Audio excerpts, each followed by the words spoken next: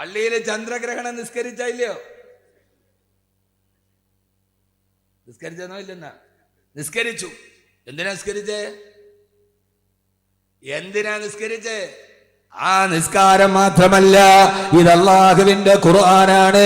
കബീർ ബാക്കവി പറയുന്നത് ഖുർആനാണ്. സൂറത്തുൽ ഇസ്രായിൽ അല്ലാഹു പറയാ, വമാ നുർസിലു ബിൽ ആയാതി ഇല്ലാ തഖ്വീഫാ. ഇത് നിങ്ങളെ ഞാനൊന്ന് ഭയപ്പെടുത്താൻ ചെയ്തതാണ്. ഇനിയെങ്കിലും നിങ്ങൾ എന്നിലേക്ക് തിരിച്ചു വാ. ഹറാമുകളോട് വിട പറയ്, മദ്യപാനത്തോട് വിട പറയ്, പലിശയോട് വിട പറയ്, അല്ലാഹുവിലേക്ക് നിങ്ങൾ അടുത്തു വാ.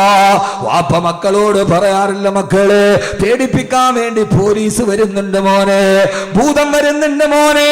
എന്തിനാണ്? അവനോട് ഇഷ്ടമില്ലാഞ്ഞിട്ടല്ല, ഏറെ ഇഷ്ടമുള്ള അവൻ തന്നിലേക്ക് തിരിച്ചു വരാൻ ഒരു വാപ്പ കുഞ്ഞിനോട് പറയുന്നത് പോലെ അല്ലാഹു പറയാ, വമാ നുർസിലു ബിൽ ആയാതി ഇല്ലാ തഖ്വീഫാ. ഇതൊക്കെ അല്ലാഹു നിങ്ങളെ പേടിപ്പിക്കാൻ നൽകുന്നതാണ്. സഹോദരങ്ങളെ പേടിക്കണം.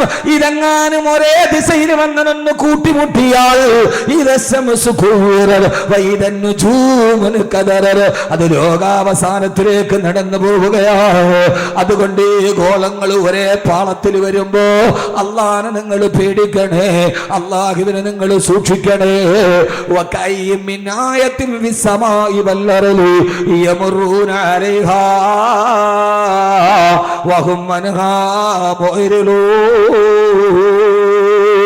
അല്ലാഹു പറയാണ്, ഇങ്ങനെ എത്രയെത്ര അത്ഭുതങ്ങൾ ലോകത്ത് നിങ്ങൾ കണ്ടിട്ടും യമുറൂന അലൈഹാ, അതൊക്കെ നിങ്ങൾ കാണുന്നുണ്ട്, പക്ഷേ വഹും അൻഹാ മുഅ്രിളൂൻ, അതൊക്കെ കണ്ടിട്ട് നിങ്ങൾ യാതൊരുവിധ പേടിയില്ലാതെ നടക്കുകയാണല്ലോ. അല്ലാഹു സൂര്യചന്ദ്രനെ സൃഷ്ടിച്ചത് നമുക്ക് മനസ്സിലാക്കാൻ വേണ്ടിയാണ്. ഒരർത്ഥം കൂടി ഞാൻ മാറി പറഞ്ഞാൽ ഒന്ന് നിങ്ങൾ നല്ല വല്ലാതെ ഒന്ന് ശ്രദ്ധിക്കുമോ? അല്ലാഹു തൗഫീഖ് നൽകി അനുഗ്രഹിക്കുമാറാകട്ടെ. അല്ലാഹു പേടിപ്പിക്കാൻ. ഒന്നുകൂടി പറഞ്ഞാൽ ഒരു കാര്യം ഞാൻ നിങ്ങളോട് പറഞ്ഞുതരാം. വേറെ ഹദീസും ഖുർആനും ഒന്നും അല്ല, അത് ചിന്തിക്കാൻ അധികം സമയവും വേണ്ട. സൂര്യൻ എന്ന് പറയുന്നത് രാവിലെ ഉദിച്ചു വൈകുന്നേരം അസ്തമിക്കാറുണ്ട്, ഇല്ലേ? കാണാറുണ്ടോ രാവിലെ സൂര്യൻ ഉദിക്കുന്നത്? കാണാറുണ്ടോ? എഴുന്നേൽക്കൂല സമയത്തൊന്നും. രാവിലെ സൂര്യൻ ഉദിക്കുന്നത് കണ്ടിട്ടില്ലേ? നട്ടുച്ച നേരത്ത് വന്ന് തലയുടെ മുകളിൽ നിൽക്കുന്നത് കണ്ടിട്ടില്ലേ? വൈകുന്നേരം സൂര്യൻ അസ്തമിക്കുന്നത് കണ്ടിട്ടില്ലേ?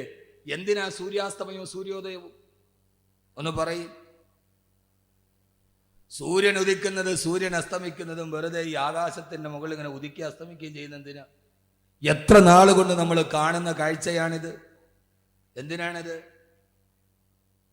അറിയില്ല. ഇച്ചിരി വെള്ളം തരിക. അറിയില്ല. ഒരാൾക്ക് ജീവിതത്തിന് നന്നാവണമെങ്കിൽ സൂര്യനെ നോക്കിയാൽ മതി. ആരെ നോക്കിയാൽ മതി? വാള് പറയല്ല, വാള് കേൾക്കണ്ട, ഒന്നും നോക്കണ്ട. നിങ്ങൾക്ക് നന്നാവണമെന്ന് ചെറുപ്പക്കാരെ ആഗ്രഹമുണ്ടോ? നിങ്ങൾ സൂര്യനെ നോക്കിയാൽ മതി. നിങ്ങൾ അന്തം വിട്ട് നോക്കാണ്. ഇപ്പൊ ഇയാളിപ്പോ എന്താ പറയണത്? ഞാൻ ഇങ്ങനെയൊക്കെ പറയൂ. അതാണ് എൻ്റെ ഒരു ശൈലി. എല്ലാവരും പറഞ്ഞത് തന്നെ പറയുന്നതിൽ നല്ലത് 7 ദിവസം ആകുന്നുണ്ട്. എല്ലാവരും പറയുന്നതിന് നല്ല വേറിട്ടൊന്ന് പറയലല്ലേ. ഞാനിന്ന് പറയുന്നത് സൂറത്തുൽ മുൽക്കിന്റെ 2 ആയത്താണ്. അപ്പൊ കബീർ ബാക്കവിയുടെ വാത് കഴിഞ്ഞപ്പോൾ എന്ത് കിട്ടി? സൂറത്തുൽ മുൽക്കിന്റെ ആദ്യത്തെ 2 ആയത്ത് നന്നായിട്ട് പഠിച്ചു. ലാഭായില്ലേ? പിന്നെ ബാക്കി പഠിച്ചാൽ മതിയല്ലോ. ഇപ്പോഴെത്തിയ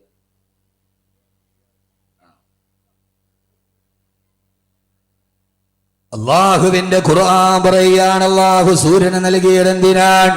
അള്ളാഹു ചന്ദ്രന് നൽകിയതെന്തിനാണ്? സഹോദരങ്ങളെ, സഹോദരിമാരെ, ഇന്ന ഫീ ദാലിക ലആയാതിൻ ലിഉലിൽ അൽബാബ്, ഇതിൽ ചിന്തിക്കുന്നവർക്ക് ദിട്ടാന്തമുണ്ട്. എന്തിനാണ് അള്ളാഹു സൂര്യന് നൽകിയതെന്നറിയോ? രാവിലെ സൂര്യോദയം നടക്കുമ്പോൾ അത് നമ്മുടെ സൂര്യോദയത്തിന് നമ്മുടെ ജീവിതവുമായി ബന്ധമുണ്ട്. രാവിലെ സൂര്യൻ ഉദിക്കുകയാണ്. കിഴക്കിന്റെ ചക്രവാളത്തിൽ ഇരുട്ടിനെ കീറി മുറിച്ചുകൊണ്ട് ഇരുട്ടിൽ നിന്ന് സൂര്യൻ മെല്ലെ മെല്ലെ ഉയർന്നു വരികയാ. പൊന്നുമോനെ, അത് നിന്റെ ജനനമാണ്. ഇരുട്ടിന്റെ ഉള്ളിൽ നിന്ന് മെല്ലെ മെല്ലെ മെല്ലെ സൂര്യൻ വെളിയിലേക്ക് വരുമ്പോ ഉമ്മാന്റെ ഗർഭാശയം എന്ന ഇരുട്ടിൽ നിന്ന് മെല്ലെ ഭൂമിയുടെ വെളിച്ചത്തിലേക്ക് നീ കടന്നു വരികയാണ്. സൂര്യോദയം നിന്റെ ജനനമാണ്, നിന്റെ പ്രസവമാണ്. പിന്നെ ആ സൂര്യൻ മെല്ലെ മെല്ലെ മുകളിലേക്ക് ഉയരുന്നു. അത് വെറുതെ വെറുതെ മെല്ലെ പടിഞ്ഞാറോട്ട് സഞ്ചരിക്കുകയാണ്. വെറുതെ സൂര്യൻ ഇങ്ങനെ വെളിച്ചം കൂടി കൂടി വരുന്നു. അതുപോലെ നിന്റെ ബാല്യവും നിന്റെ കൗമാരവുമാണ്. മെല്ലെ മെല്ലെ വെളിച്ചം കൂടി കൂടി കാലിന് ബലം കൂടി കയ്യിന് ബലം കൂടി മുഖത്ത് മീശസ്ഥാനം പിടിച്ച് മെല്ലെ മെല്ലെ നിന്റെ ബാല്യവും കൗമാരവുമാണ്.